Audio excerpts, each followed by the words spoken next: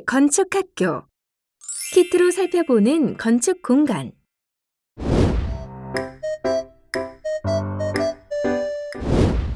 안녕하세요, 어린이 친구들. 오늘은 모형 키트로 수업을 할 예정입니다. 여러분이 받은 수업 키트 중 선생님이 들고 있는 것과 같은 것이 모형 키트예요. 모형을 만들기 전 이 수업 영상과 다음 수업 영상을 다 보고 만들기 시작하면 더 좋을 것 같아요. 이번 수업에서는 내가 생각하는 공간을 배치하고 구성하는 법을 살펴보고, 다음 시간에는 만드는 과정과 예시들을 함께 살펴볼 예정이에요. 한번 모형을 만들면 고치기가 어려우니까 영상을 먼저 보고 어떻게 만드는 것이 우리 친구들이 생각하는 것을 잘 구현해낼지 생각하고 난 후 만들어도 늦지 않습니다. 만들기 전 생각을 다듬는 것이 더 중요해요. 자, 그럼 키트의 내용물을 보도록 할까요? 키트는 돼지 모형판, 접어서 박스 형태로 만들어지는 다른 크기의 육면체들, 그리고 창과 문 스티커, 붙이기 쉬운 양면 테이프가 함께 들어있어요. 그리고 세 종류의 나무 모형과 사람 모형도 함께 있답니다. 자, 돼지 모형판을 볼까요? 돼지 모형판은 회색 부분과 흰색 부분이 있는데, 회색 부분은 도로며 흰색 부분은 여러분이 설계할 돼지 영역입니다. 도로를 보면 그 위에 작은 노란색이 보이죠? 이것은 우리가 도로에서 발견할 수 있는 중앙선이에요. 그리고 도로 옆에 생소한 기호가 보이죠? 여러분, 이것은 축척을 표시한 거예요. 축척을 학교 수업 시간에 배웠을 텐데, 일반적으로 축소 비율을 이야기합니다. 이 모형은 1대 50 축척입니다. 그 이야기는 실제 크기를 50배 줄여서 만들었다는 뜻이에요. 여기에 있는 육면체 박스, 창문, 나무, 사람 모두 동일하게 1대 50입니다. 즉, 여러분이 만드는 모형은 그냥 종이 모형이 아니라 현실에 있는 크기를 50배로 줄여서 만든 현실을 반영한 종이 모형이라는 거예요. 우리 친구들이 만드는 미래의 집은 현실 크기를 줄여서 구성하는 겁니다. 상상해서 그리고 만드는 것보다 훨씬 실감이 나겠죠? 자, 그럼 지금부터 실제 키트를 통해 살펴보도록 합시다.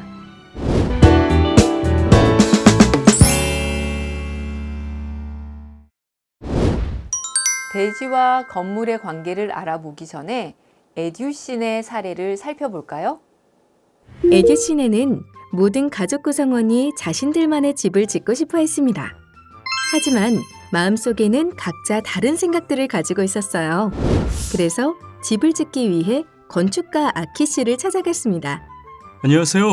아키 씨, 저희는 집을 짓고 싶어 찾아왔습니다. 안녕하세요. 건축가 아키입니다. 안녕하세요. 그런데 건축가는 어떤 일을 하는 사람이에요? 건축가는 말이죠. 음악을 연주하기 위해서는 음악의 전문가인 음악가들이 있죠. 건축을 하는데도 많은 전문가들이 필요합니다. 즉, 음악의 작곡자와 연주가가 다른 것처럼 건축가도 건물을 설계하는 사람과 시공하는 사람이 다르다고 생각하시면 됩니다. 그럼 집에 대해 생각해 보셨나요? 어디에 지을지, 어떤 용도인지, 예산은 어느 정도인지요? 아직 땅은 없지만 우리 가족에게 맞는 집이 어떤 것인지 생각해 보려고요. 네, 가족 모두의 생각이 같을 수는 없죠. 그러니 서로 필요한 공간과 쓰임새를 생각해 보면서 원하는 바를 조정하는 과정은 매우 중요하고 기초적인 단계입니다. 전 사회는 공동체라고 배웠어요. 맞아요. 사람은 다른 사람들과 떨어진 채로 혼자 살기 어려워요. 그래서 일반적으로 조성된 땅을 구입하여 집을 짓거나 대지라고 집을 지을 수 있는 땅을 구입한답니다. 그런데 땅들이 저렇게 붙어 있으니 다들 마음대로 집을 지으면 서로 불편한 일이 생길 수 있겠네요. 맞아요. 내가 지을 집이 주변 집들에 어떤 영향을 끼치는지도 생각해 보셔야 해요. 집을 지을 때는 나만 생각하면 안 됩니다. 여러분, 에듀 씨의 사례를 잘 보셨나요?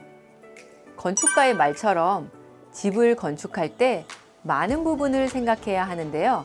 그럼 지금부터 저와 함께 대지와 건물의 관계를 학습해 보도록 하겠습니다. 자, 먼저 모형에 있는 박스로 입체를 구성해 보도록 할게요. 자, 조심스럽게 종이의 끝에 힘을 주고 당기면 떼기 쉽습니다. 똑똑똑 소리가 나요.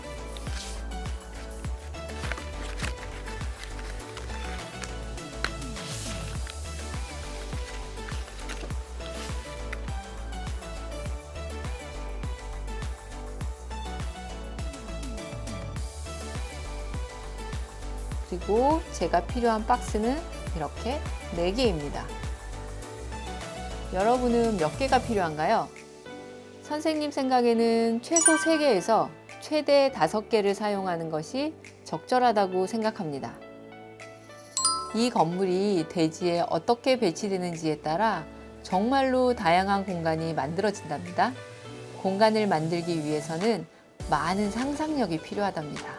자, 여기 이렇게 3개, 예, 이렇게 배치를 할게요.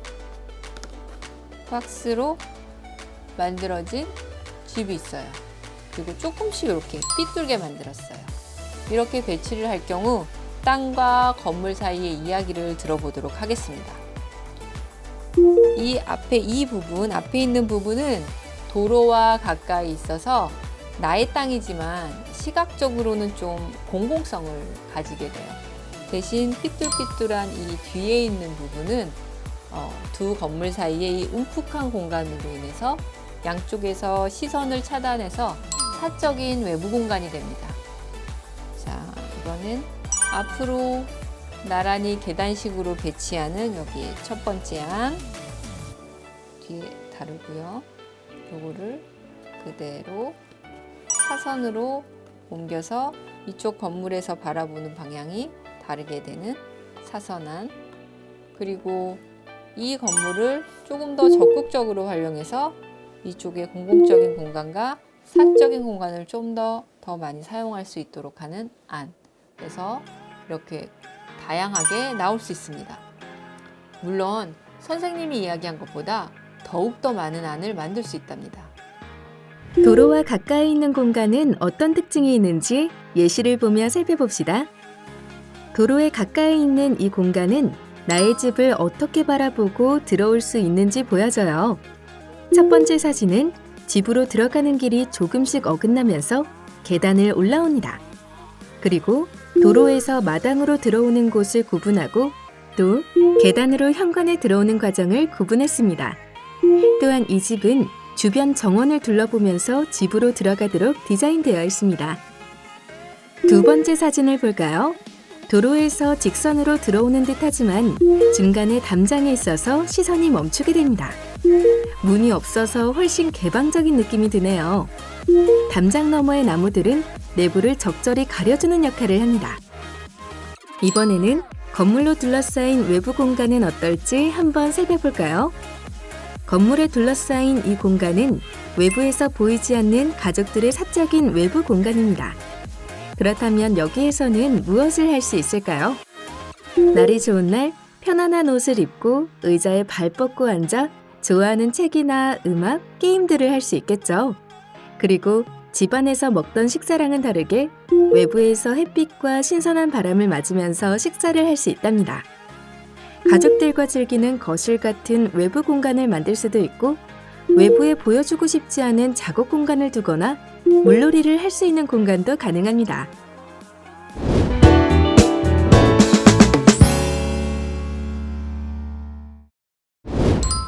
대지의 위치에 따른 공간의 특성을 알았으니 이번에는 몇 가지 예를 들어보도록 하겠습니다. 먼저 3단 배치입니다. 3개의 건물을 나란히 계단식으로 단순하게 만들었습니다. 보기에는 단순해 보이지만 이 건물의 배치는 아주 다양한 이야기를 담고 있습니다. 건물을 대지 뒤로 밀고 앞에 정원을 구분해서 만들 수 있습니다. 도로와 가까운 쪽은 조금 더 지나가는 사람들에게 잘 보이는 곳이겠죠. 내가 좋아서 만드는 정원을 다른 사람들과 함께 보는 것을 공유하는 것도 좋은 마을을 만드는 방법 중 하나입니다. 건물과 가까이 있는 하늘색 부분은 도로 앞의 파란 공간과는 그 성격이 좀 다릅니다. 건물이 있기 때문이죠. 건물의 출입구를 어디에 둘지 생각하고 내부 공간을 상상하며 거실과 주방은 어디에 둘지, 방은 어디에 둘지 등등을 고려해야 합니다. 그리고 내부에서 어떤 모습의 외부를 바라볼지, 외부에 보이는 모습은 어떨지 두 가지 모두를 고려하여 창문을 배치해야 합니다. 예를 들어 삼각 박공이 있는 곳이 주방이자 식당 공간이라면 그 뒤에 작은 텃밭을 두어 우리 가족만의 유기농 즉석 슈퍼로 가꿀 수 있도록 꾸밀 수 있습니다. 그리고 텃밭을 잘 가꾸려면 정원용품들을 보관할 작은 공간이 또 필요하겠다고 생각해 볼 수 있습니다. 이처럼 공간은 어떻게 구성할지에서 시작하여 여러분의 미래 생활 모습을 담는 등 꼬리에 꼬리를 물고 생각이 납니다. 다음으로 건물들이 부채처럼 펼쳐진 배치를 통해 건물과 건물 사이의 공간에 대해 살펴보겠습니다. 건물들로 만들어진 사이 공간은 외부이지만 바람을 막아주어 아늑한 공간으로 사용될 수 있습니다. 건물 사이에 유리천정을 덮어 온실처럼 사용할 수도 있고요. 나무로 파고라나 정자와 같이 바람은 통하고 그늘이 있어 시원하게 쉴 수 있는 공간으로 만들 수 있습니다. 그리고 낮은 담장을 두어 꼭 필요한 시선을 차단하도록 할 수도 있고 비어있는 그대로 두고 필요한 가구들만으로 공간을 사용할 수 있습니다. 다음으로 모여있는 집을 볼까요? 앞서 부채처럼 펼쳐 건물 사이 빈 공간을 잘 활용하였다면 집의 정면은 건물이 나란히 붙어 있습니다. 그럼 이 공간을 어떻게 활용할 수 있을까요? 먼저 데크를 설치하여 신발을 신지 않고도 공간을 이동할 수 있도록 배치할 수 있습니다. 또한 중심으로 시선이 집중되는 곳이니 작은 정원을 설치하거나 물을 이용한 공간도 들 수 있습니다. 이번에는 집과 직장이 함께 있는 집의 배치를 살펴보겠습니다. 직장이 되는 작업실은 누구나 드나들 수 있는 공간이기 때문에 도로에 가깝게 배치하고 가족들이 생활하는 집은 도로와 멀리 분리해 보았습니다. 또한 외부 공간도 작업실 주변과 집 주변으로 다른 성격을 가지게 됩니다. 예를 들어 작업실 주변의 외부 공간은 사람들을 환영하는 인상과 느낌이 들게 만들어 주어야 할 것이고 주택 주변 공간은 사생활을 보호해야 하므로 시선을 차단하는 담을 만들 수 있습니다. 또한 집과 작업실이 연결되는 부분은 재미있고 흥미로운 공간의 특성을 가지고 있는데요. 사적인 공간의 시작점이면서 작업 공간을 위한 서비스 공간이라는 특징이 있습니다. 그로 인해 집에서 작업실로 가는 길을 비를 피할 수 있는 공간으로 만들지 출근의 분위기가 나도록 완전히 단절을 시킬지는 각자의 생각대로 구성하면 됩니다. 다음으로 모여있는 집 중 중정이 있는 집을 살펴보겠습니다. 건물들로 인해 내부에 외부 공간이 있는 이런 곳을 중정이라고 부릅니다. 중정은 건물 밖의 외부 공간과 다르게 바람이 잔잔하고 빛이 들어오기 때문에 집이 모여있다고 해도 각 건물 내부에 빛이 잘 들어오고 외부에서 전혀 보이지 않기 때문에 사생활을 보호할 수 있습니다. 중정은 크기에 따라 쓰임새가 다양한데요. 정원으로 꾸밀 수도 있고 바닥을 돌이나 마루 등 인공적인 요소를 조금 더 많이 사용하여 방과 방 사이를 이어주는 역할을 하는 공간으로 사용할 수 있습니다. 어떠신가요? 여러분이 박스를 조립하고 키트에 있는 사람의 크기로 내가 축소되었다고 상상을 하면서 공간의 쓰임새를 정리해 봤는데요. 어디가 우리 집 현관일지, 어떤 집을 원하는지 워크북에서 계획안을 작성하였고요. 내부 공간을 생각하면서 외부 배치를 하고 주변이 어떨지 대지에 연필로 스케치를 하며 생각을 다듬어 보시기를 바랍니다. 또 과정에서 나오는 여러 가지 생각은 여러분의 워크북 속에 스케치북에 표현하도록 하세요. 주택을 계획할 때 생각해 봐야 할 점은 주택이 우리 학생들의 라이프 스타일과 동시에 공동체에 대한 생각도 반영해야 한다는 것입니다. 사람은 혼자 살 수 없는 사회적 동물이라 함께 살고 모여 살고 있거든요. 그 속에서 고립, 단절보다는 서로 소통하고 교류하고 나누는 삶을 사는 것이 더 행복할 것 같아요. 사람은 건축을 만들고 건축은 사람을 만든다는 말이 있죠. 잘 정돈되고 정리된 공간에서 살다 보면 자신의 생활과 계획이 공간에 영향을 받기도 하고 그렇게 살고 싶다는 생각으로 그런 공간을 만들 수 있습니다. 어린이 친구들이 만드는 나의 미래의 집, 나의 미래의 가족들과 함께 살고 싶은 공간은 어떤 곳일까요? 오늘 수업은 배치하는 것까지 살펴봤습니다. 종이에 붙이고 꾸미기를 하기 전에 더 많은 다양한 생각을 해보시기 바랍니다. 수고하셨습니다.